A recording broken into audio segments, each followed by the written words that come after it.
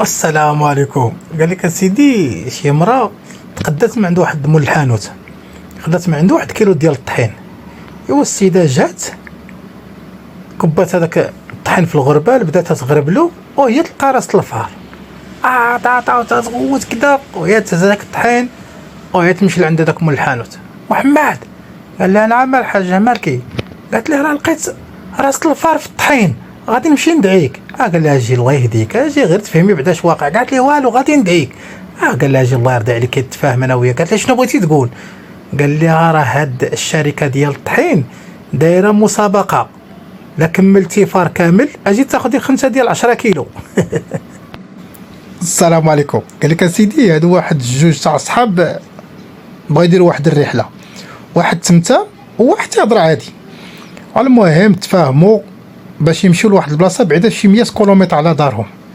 المهم جمعوا كدا داك الشيء تقادوا، داروا حويجاتهم كدا، شدوا الطريق وضربوا تقريبا شي 70 كيلومتر، بقات لهم 30 كيلومتر وصلوا.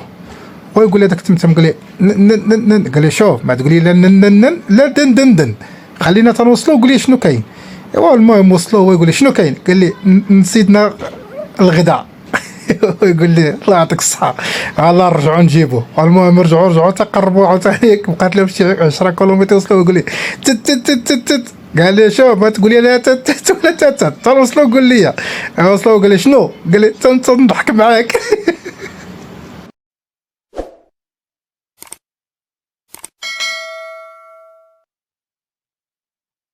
قال لكم اسيدي هذه شي محطة ديال الكيران مسكونة بالجن. المهم ما بقات يجي لها حتى شي واحد، كلشي خواها. هو يجي لها واحد الحشيشي هو يسكن فيها. هو الجنون تفاهموا باش يجريو عليه، هو يخرج ليه واحد الجن. هو شاف هذاك الجن ويقول ليه هذاك الجن اعطيني شي كارو، هو يعطيه كارو ما خلعو ما والو. ورجع عند صحابو قال لها يا قدر راه ما تخلعش. قال اش دير؟ غدا سير قطع قال ليه شواربك وقطع نيفك وخرج عليه. هذاك الشيء اللي دار. لا قلت ليه خرج عندهم مقطع شواربو مقطع نيفو ويقول لي عطيني شي كارو، هو يعطيه كارو. رجع قال لهم يا قدر ما خافش. قال لي شوف لا غد ليه خرج قاطع يد وقاطع رجل.